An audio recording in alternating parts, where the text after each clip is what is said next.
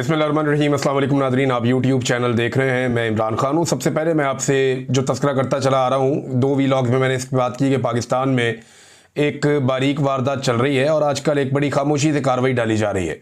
ये कार्रवाई उस वक्त डाली जा रही है जब पाकिस्तान में एक बदतरीन बजट पेश किया गया है और ये बजट IMF का बजट है। यानी ये पहली मरतबा पाकिस्तान में ऐसा हो रहा है कि हुकूमत खुद ये कहने पर मजबूर है और हुकूमत खुद से ये बात कहती है कि वाकई में IMF से अप्रूवल लेने के बाद बजट को मंजूर किया गया है और इस हवाले से खबरें भी छपती रहती हैं। यानी हुकूमत इजाज़त लेती है IMF से कि हम ये कर लें या वो कर लें और IMF जैसे जैसे अहकामात देती है उसके मुताबिक ये काम करते हैं। बल्कि हुकूमत ने IMF को बहुत सारे इदारों में और बहुत सारी चीज़ों में एक्सेस दे दी है। ये पाकिस्तान की तारीख में पहले कभी नहीं हुआ था। लेकिन बड़ी ढिठाई से हुकूमत ना सिर्फ इन सारी बातों को तस्लीम करती है बल्कि वो ये कहते हैं ये वो पाकिस्तान के मफाद में कर रहे हैं। इससे पहले यही हुकूमत जो है वो इसी तरह के एलिगेशंस माजी की हुकूमत के ऊपर लगाती रही है, जबकि उस हुकूमत ने ये इकदाम नहीं किए थे। पहले जो है वो महंगाई भी ऐसे नहीं थी, हालात भी ऐसे नहीं थे।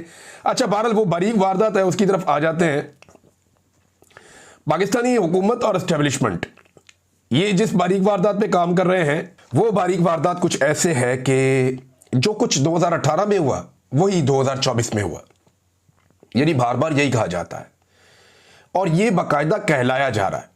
मुख्तलिफ किस्म के टाउट्स को मैदान में लाया जा रहा है, मुख्तलिफ शोबों से ताल्लुक़ रखने वाले लोगों को मैदान में लाया जा रहा है। डेलिब्रेटली उनसे कहा जा रहा है कि जनाब इमरान खान ने भी तो यही किया था, तो यही तो इन्होंने भी किया है। तो ये सबको एक जैसा साबित करना चाहते हैं। देखिए, इमरान खान को नीचे नहीं गिरा सके ना, या नवाज शरीफ को ऊपर नहीं उठा सके, तो वो कोशिश कर रहे हैं कि दोनों को एक बराबर करने के कुछ इम्कानात पैदा किए जाएँ और इसके लिए नए से नए टाउट्स को मैदान में उतारा जा रहा है कि जनाब 2018 में भी तो यही हुआ था, वो भी तो इलेक्शन ऐसे ही था। तो पाकिस्तानियों की मेमोरी क्या कमज़ोर है या पाकिस्तानियों को ऐसे बेवकूफ़ बनाया जा सकता है?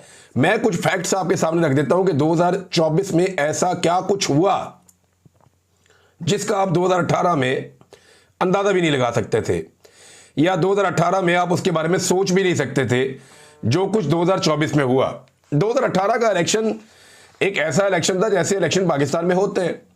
एस्टेब्लिशमेंट 19-20 करती रहती है हर इलेक्शन के अंदर, जहां उनका दाव लगाता है वो थोड़ा बहुत कार्रवाई डाल देते हैं। लेकिन 2024 का पूरा इलेक्शन जैसे डिजाइन किया गया, जैसे लड़वाया गया, जैसे उसके नताइज बनाए गए, ये पाकिस्तान की तारीख में इससे पहले कभी ऐसा इलेक्शन, ऐसा घटिया इलेक्शन हुआ ही नहीं। अब जरा चंद चीजें मैं आपके सामने रखता हूं और ये चंद चीजें मैं कह रहा हूं, ये बहुत सारी भी रख सकता हूं लेकिन रिकॉर्ड की दुरुस्ती के लिए ये चीजें मैं आपके सामने रख रहा हूं। नंबर 1, 2018 में तमाम सर्वेज में पाकिस्तान तरीके इंसाफ मकबूल तरीन जमात थी, लिहाजा उनकी हुकूमत बन गई।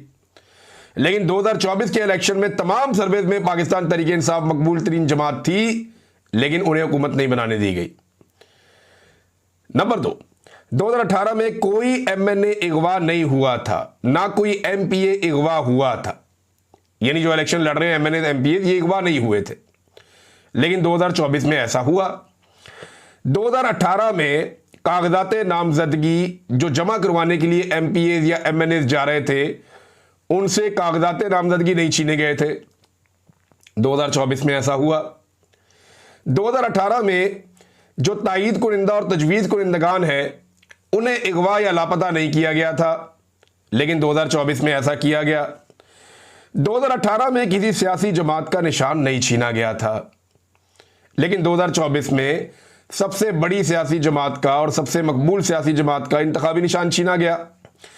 2018 में किसी भी सियासी जमात के 10,000 बंदे जेलों में बंद नहीं किए गए थे। चंद लोग बंद हो रहे हैं जेलों में, वो हर पॉलिटिकल पार्टी के हो जाते हैं। हाँ, नवाज शरीफ और मरियम नवाज खुद बाहर से आकर उन्होंने कुर्बानी दी थी, जनाब हम जेल जा रहे हैं, इससे उन्हें पॉलिटिकल फायदा भी हुआ था। लेकिन एक पॉलिटिकल पार्टी को 10,000 बंदे जेलों में डाल दिए जाएं, ये 2024 में ही हुआ है।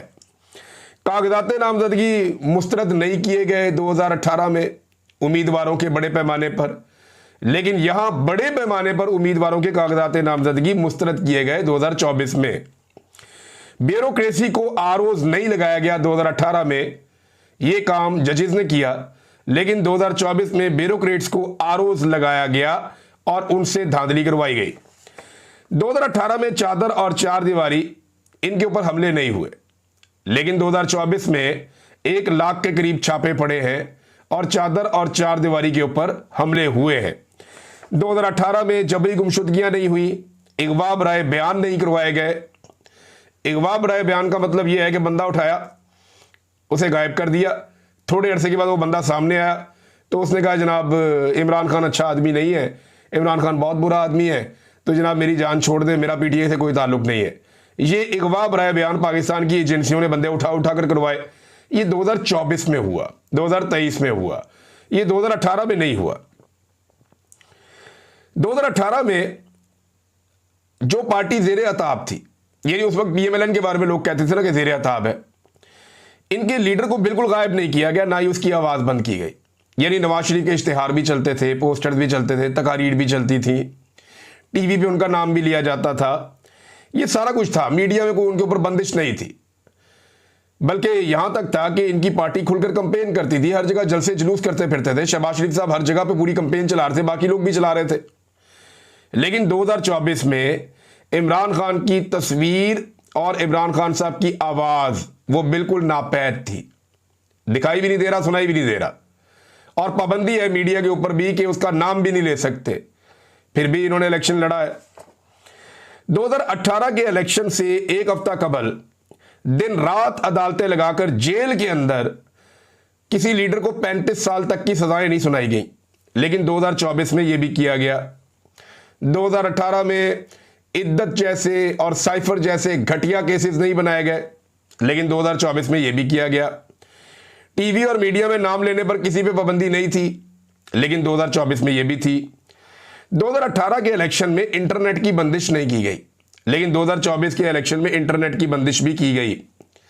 2018 के इलेक्शन में आधी रात को आरओज नहीं बदले गए, 2024 के इलेक्शन में आधी रात को आरओज भी बदले गए। 2018 के इलेक्शन में रिजल्ट रोककर सबको इकट्ठा करके 17 सीटों वालों को जाली फॉर्म 47 ऑफर नहीं किए गए, लेकिन 2024 के इलेक्शन में जाली फॉर्म 47 ऑफर किए गए उस वक्त जब पाकिस्तान तहरीक इंसाफ 180 नशिस्तों पर वाज़ेह बरतरी के साथ जीत रही थी, हालांकि इनके पास अपना इंतखाबी निशान भी नहीं था। तो तब नताइज को रोका गया, सबको बुलाया गया, बिठाया गया, डराया गया और ने कहा यार जनाब आपको जाली फॉर्म 47 दे सकते हैं। इन्होंने कहा जी दे, और फिर जाली फॉर्म 47 का सौदा हो गया। पाकिस्तान के हर इलेक्शन में एस्टेब्लिशमेंट 19-20 करती है, लेकिन ये जो इलेक्शन है ऐसा पिछले 50 साल में कोई इतना गंद नहीं मारा गया किसी इलेक्शन में जितना गंद इस इलेक्शन में मारा गया। 2018 के इलेक्शन में जो नतीजा आ गया वो आ गया, लेकिन 2024 के इलेक्शन के बाद भी कई दिन तक नताइज बदले जाते रहे। जो सीटें पाकिस्तान तहरीक इंसाफ के आज़ाद उम्मीदवार जीते हुए थे वो बाद में रिकाउंटिंग कर करके पीएमएलएन को दी जाती रही, और ऐसा कई जगह पे किया गया। ये 2024 में हुआ है। 2018 के इलेक्शन के बाद कवानीन तब्दील नहीं किए गए, ट्रिब्यूनल तब्दील नहीं किए गए, लेकिन 2024 में धांधली को छुपाने के लिए ये सब कुछ किया गया। रिटायर्ड जजों को लगा दिया गया जनाब ये ट्रिब्यूनल्स हैं और ये सुनेंगे धांधली के मामला। तो ये सब कुछ किया गया 2024 के इलेक्शन में। हत्ता के आइन भी तब्दील कर दिया गया 2024 के इलेक्शन को बचाने के लिए। अदलिया का स्ट्रक्चर भी तबाह कर दिया गया। और एक बड़ी इंपॉर्टेंट चीज कि लेवल प्लेइंग फील्ड थी 2018 में, यानी नवाज शरीफ और मरियम नवाज जेल में थे, इसका फायदा तो पीएमएलएन को हो रहा था, और अगर वो जेल में ना भी होते तो भी पीएमएलएन को कोई बहुत बड़ा फायदा नहीं होना था, वो एक बराबर था, क्योंकि कंपेन तो ऑलमोस्ट इन्होंने अपनी पूरी की थी। लेकिन दूसरी जानिब लेवल प्लेइंग फील्ड मौजूद नहीं थी 2024 में। 2024 में पाकिस्तान तहरीक इंसाफ का झंडा नहीं उठाया जा सकता था, नारा बुलंद नहीं किया जा सकता था, तहरीक इंसाफ का दफ्तर नहीं खोला जा सकता था, तहरीक इंसाफ का कैंप नहीं लगाया जा सकता था, तहरीक इंसाफ इमरान खान का पोस्टर नहीं लगाया जा सकता था। इतनी बर्बरियत के बावजूद 2024 के इलेक्शन में अवाम ने पाकिस्तान तहरीक इंसाफ को कामयाब बनाया था। अब बहुत सारे टाउट्स ये कोशिश कर रहे हैं कि किसी तरह से ये साबित करें कि 2018 और 2024 एक जैसा था। ये जमीन और आसमान का फर्क है, ये एक जैसा नहीं हो सकता। मैं मानता हूं पाकिस्तान की एस्टेब्लिशमेंट ने हमेशा घटिया काम किया है। मैं मानता हूं पाकिस्तान की एस्टेब्लिशमेंट ने हमेशा अवाम का मैंडेट चोरी करने की कोशिश की है। मैं मानता हूं पाकिस्तान की एस्टेब्लिशमेंट ने हर इलेक्शन के अंदर अपना घटिया और गंदा किरदार अदा किया है, लेकिन 2024 में जो उन्होंने किया उसका मुकाबला उनके माजी के रिकॉर्ड के साथ आप नहीं लगा सकते। हां, सिर्फ एक इलेक्शन है जिसमें बांग्लादेश टूटकर उसके बाद दो टुकड़े हो गया था, जब याह्या खान ने इलेक्शन नहीं माना, जब नतायज को तस्लीम नहीं किया जुल्फिकार अली भुट्टो ने, तो उस वक्त पाकिस्तान दो लख्त हो गया था, दो टुकड़े हो गया था पाकिस्तान।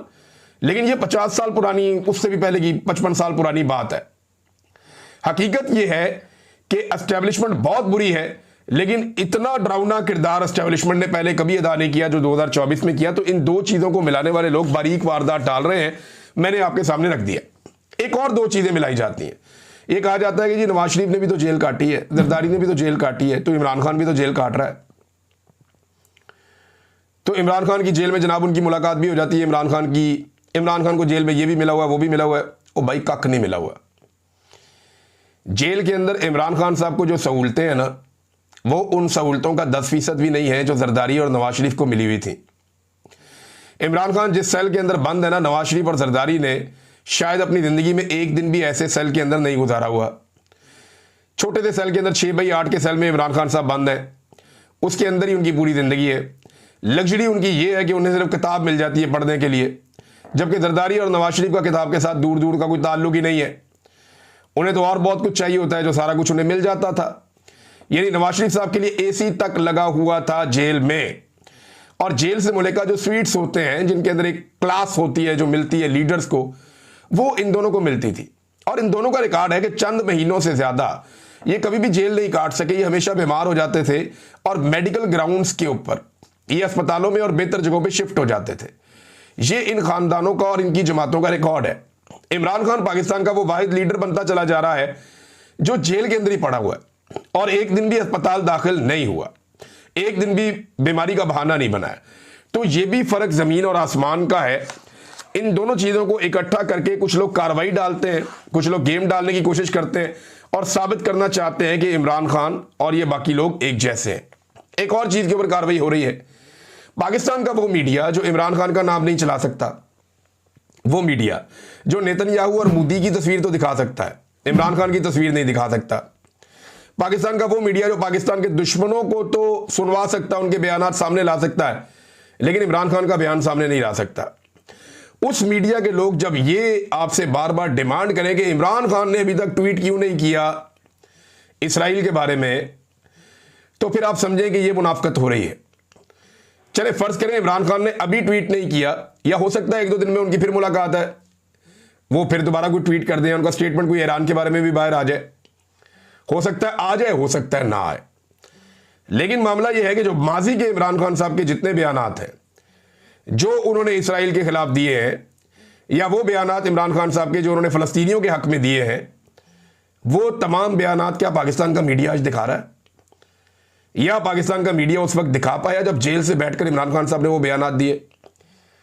आज सारे मीडिया को बहुत जल्दी है कि इमरान खान का बयान क्यों नहीं आ रहा। मीडिया से मैं एक सवाल करता हूं कि इमरान खान ने पिछले जो 10 बयानात दिए हैं उनमें से कितने हैं जो आपने अपने चैनल्स के ऊपर चलाए और सुनवाए? नहीं सुनवाए ना, नहीं चलाए। तो फिर आप ये मुनाफकत क्यों करते हैं कि उसका बयान आपको हर हाल में चाहिए? जो लोग बाहर फिर रहे हैं उनके बयानात आपको नहीं चाहिए। वजीर आजम से बयान का नहीं पूछते, आर्मी चीफ से बयान का नहीं पूछते, आप नवाज शरीफ से बयान का नहीं पूछते, आप जरदारी से बयान का नहीं पूछते, इन बाकी लोगों से आप नहीं पूछते कि तुम्हारा बयान क्या और तुम क्यों नहीं बयानियां दे रहे हो, तुम क्यों नहीं बात कर रहे। इमरान खान से पूछते हैं।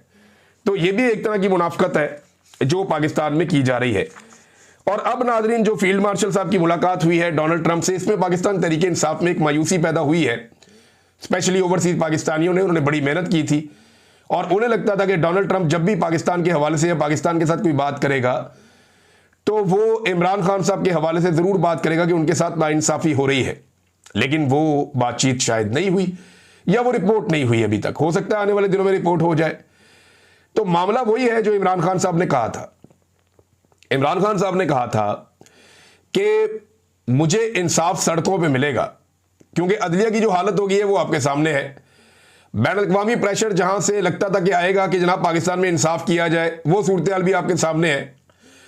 तो ऐसी सूरत हाल में इमरान खान साहब को सड़कों पे ही इंसाफ मिलेगा, क्या पाकिस्तान तहरीक इंसाफ सड़कों पर निकल के इमरान खान साहब को इंसाफ दिलवा पाएगी? ये एक ऐसा सवाल है जो अब मेरे ख्याल में उठाने का उतना फायदा नहीं है, क्योंकि पाकिस्तान तहरीक इंसाफ की लीडरशिप ने बार बार मौका ज़ाया किया।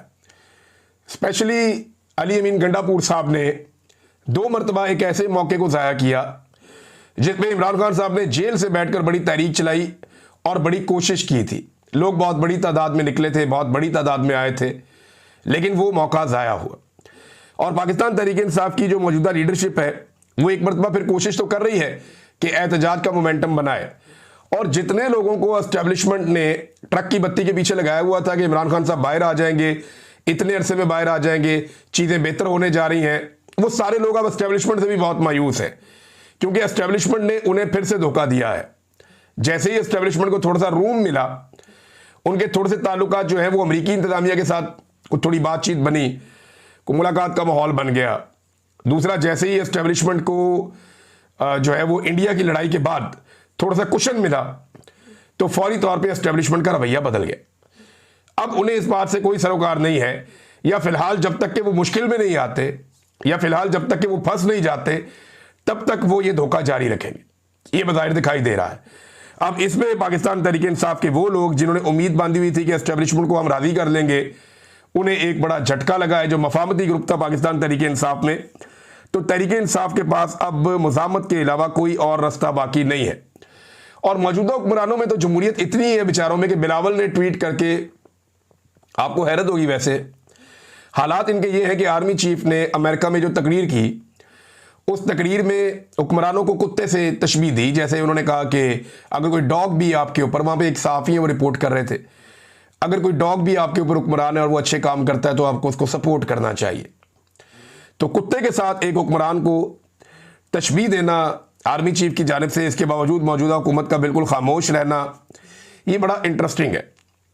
आर्मी चीफ कुछ और भी अगर कह देते इस हुकूमत को या किसी भी हुकूमत को, तो इन्होंने बिल्कुल नहीं बोलना था। सियासतदानों की जितनी मर्जी तौहीन हो, हुक्मरानों की जितनी मर्जी तौहीन हो, जूते पॉलिश जारी रहने चाहिए, क्योंकि इनको समझ आ गई है कि जब तक ये जूते पॉलिश करेंगे, इक़्तिदार की हड्डी इन्हें मिलती रहेगी।